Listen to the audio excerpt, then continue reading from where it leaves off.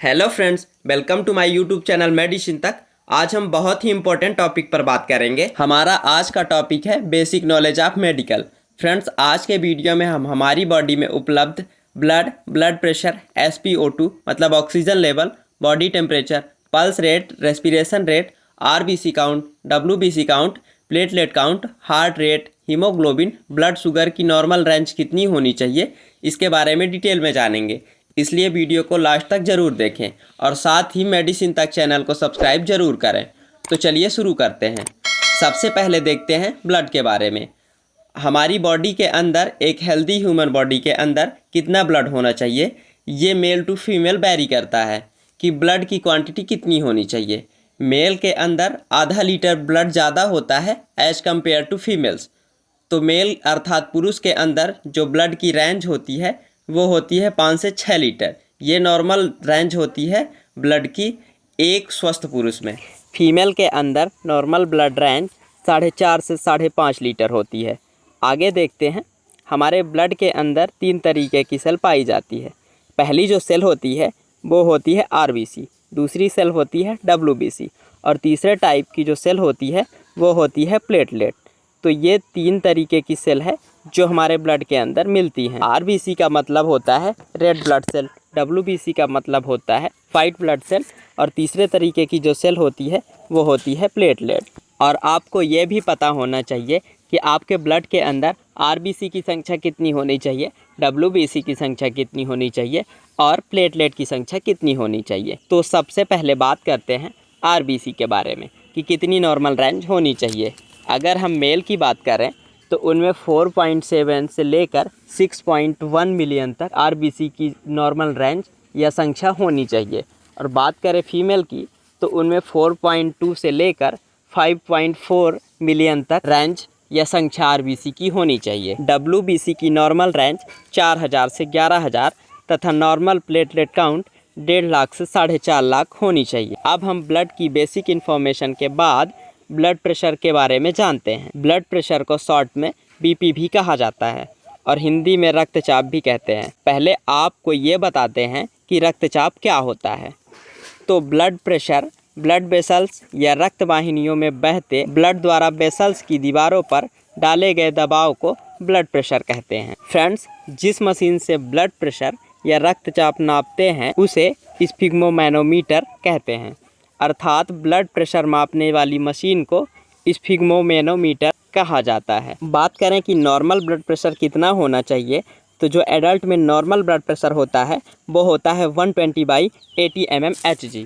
अगर newborn baby की बात करें तो उनमें जो नॉर्मल ब्लड प्रेशर होता है वो होता है 90/55 mmHg। और बात करें ओल्ड एज यानी बुज़ुर्गों में जिनकी उम्र 60 वर्ष से ऊपर की हो गई हो तो उनमें 150/90 mmHg blood pressure normal range में इंक्लूड किया जाता है। मतलब ब्लड प्रेशर कई बार एज के ऊपर भी निर्भर करता है। और यदि एडल्ट में ब्लड प्रेशर 140/90 mmHg के थोड़ा सा भी ऊपर या यही रेंज हाई ब्लड प्रेशर मानी जाती है, तब व्यक्ति को अपने खान पान व डेली के रूटीन में बदलाव करना होता है। और यदि एडल्ट में ब्लड प्रेशर 160/100 mmHg के ऊपर चला जाता है तो ये वेरी हाई ब्लड प्रेशर की कैटेगरी में आता है और ये बहुत रिस्की होता है। अब हम आपको कुछ और समझाने की कोशिश करते हैं। जैसे कि नॉर्मल ब्लड प्रेशर 120/80 mmHg लिखा जाता है तो आपके भी मन में आता होगा कि ये 120 क्या है तथा 80 क्या है। तो ये जो 120 है ये सिस्टोलिक ब्लड प्रेशर या आम भाषा में इसे ऊपर का ब्लड प्रेशर भी बोलते हैं, तथा जो 80 है वो डायस्टोलिक ब्लड प्रेशर मतलब इसे नीचे का ब्लड प्रेशर भी बोल सकते हैं। अब बात आती है कि ये सिस्टोलिक ब्लड प्रेशर क्या है और डायस्टोलिक ब्लड प्रेशर क्या है। तो जब हमारा हार्ट कॉन्ट्रैक्ट करता है तो ड्यूरिंग कॉन्ट्रैक्शन कितना ब्लड प्रेशर है वो होता है सिस्टोलिक। और ड्यूरिंग रिलैक्सेशन जब हमारा हार्ट रिलैक्स की पोजीशन में होता है उस समय कितना ब्लड प्रेशर होता है वो होता है डायस्टोलिक। आशा करते हैं सिस्टोलिक और डायस्टोलिक के बीच का कन्फ्यूजन ख़त्म हो गया होगा। अब बात कर लेते हैं लो ब्लड प्रेशर के बारे में। तो यदि 90/60 mmHg से कम ब्लड प्रेशर होता है तो ये लो ब्लड प्रेशर माना जाता है। मतलब यदि सिस्टोलिक 90 से कम तथा डायस्टोलिक 60 से कम होने पर ब्लड प्रेशर लो माना जाता है। इस ब्लड प्रेशर को मापने की मशीन को स्फिग्मोमेनोमीटर कहते हैं और इसमें प्रेजेंट मरकरी के माध्यम से ब्लड प्रेशर का आकलन किया जाता है, जिसे आप अपनी स्क्रीन पर देख पा रहे होंगे। अब बात करते हैं ऑक्सीजन सेचुरेशन की, मतलब SpO2 क्या है। SpO2 का मतलब सेचुरेशन ऑफ प्रेफरल ऑक्सीजन होता है। ऑक्सीजन को जिस इक्विपमेंट से मापा जाता है उसे ऑक्सीमीटर कहते हैं, जिसे आप अपनी स्क्रीन पर देख पा रहे होंगे। ऑक्सीमीटर से ऑक्सीजन के लेवल को मापने से यदि ऑक्सीजन का लेवल 94 आता है तो इसे सामान्य ऑक्सीजन लेवल माना जाता है, और यदि किसी व्यक्ति का ऑक्सीजन लेवल 95 to 100 है तो ऑक्सीजन का लेवल बहुत अच्छा माना जाता है, और यदि ऑक्सीजन का लेवल 90 to 93 है तो थोड़ा कम है। साथ ही यदि ऑक्सीजन का लेवल 90 से कम हो गया है तो उसका ऑक्सीजन लेवल बहुत कम माना जाता है और उस व्यक्ति को डॉक्टर से ज़रूर मिलना चाहिए। अब बात करते हैं हार्ट रेट की। हार्ट रेट क्या होता है? हार्ट रेट यानी दिल की धड़कन। हमारा जो दिल है वो 1 मिनट में कितनी बार धड़कता है वो होता है हार्ट रेट। अब पल्स रेट क्या है? तो हार्ट रेट और पल्स रेट सेम प्रोसेस पर वर्क करते हैं, यानी जब हमारा दिल एक बार बीट करता है, धड़कता है, तो एक पल्स जनरेट होती है। तो इसका मतलब हमारा दिल जितनी बार धड़केगा उतनी ही पल्स जनरेट होगी, यानी कि जितनी हार्ट बीट उतनी ही पल्स रेट। तो इसलिए हार्ट रेट और पल्स रेट बराबर होती है।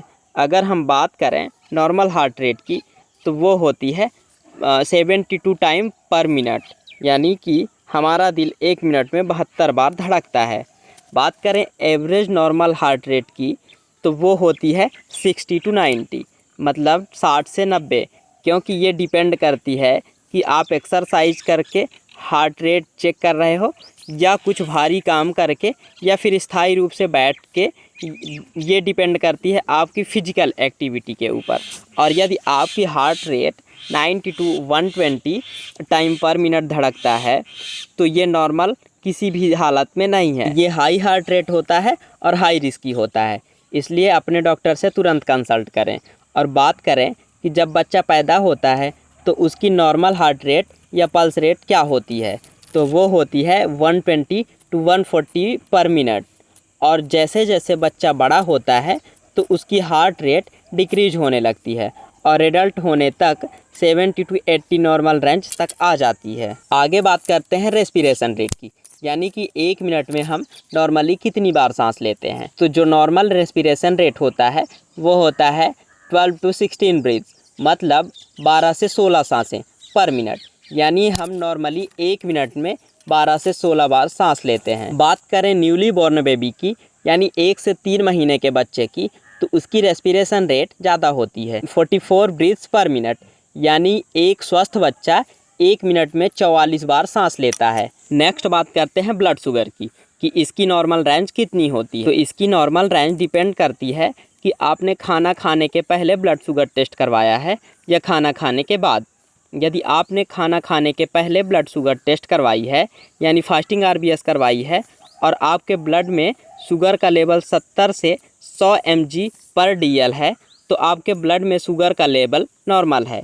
और यदि खाना खाने के 2 घंटे बाद करवाया है, यानी PP पोस्ट प्रांडियल RBS करवाया है, और आपके ब्लड में शुगर का लेवल 70 से 140 mg/dl आया है, तो ये भी नॉर्मल रेंज है, मतलब आपका शुगर लेवल कंट्रोल में है। और यदि खाना खाने से पहले आपकी शुगर का लेवल 100 से 125 mg/dl है, तो आप प्री डायबिटिक हैं और इसे आप खान पान में परहेज करके कंट्रोल कर सकते हैं। और यदि खाना खाने के पहले ही 125 mg/dl से ज़्यादा है तो मुबारक हो, आप डायबिटिक हो चुके हैं और आपको अपने डॉक्टर से मिलने की ज़रूरत है। अब देख लेते हैं बॉडी टेम्परेचर, मतलब शरीर का तापमान।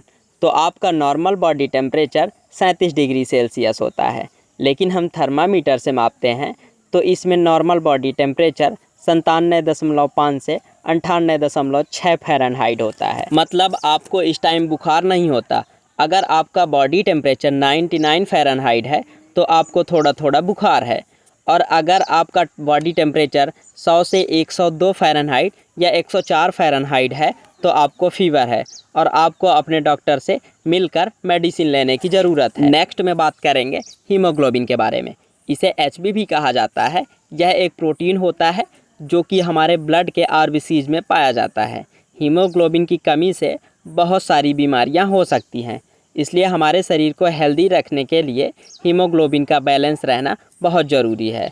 बात करें इसके नॉर्मल रेंज की, तो ये मेल में 13.8 से 17.2 ग्राम पर डेसीलीटर होता है तथा फीमेल में 12.1 से 15.1 ग्राम पर डेसीलीटर होता है। आज का वीडियो था मेडिकल की कुछ बेसिक नॉलेज पर। यदि वीडियो पसंद आए तो वीडियो को लाइक तथा शेयर जरूर करें, और यदि चैनल में नए हैं तो चैनल को सब्सक्राइब कर बेल आइकॉन प्रेस करें ताकि आने वाली वीडियो की नोटिफिकेशन सबसे पहले आप तक पहुंच सके। आप देख रहे थे अपना यूट्यूब चैनल मेडिसिन तक।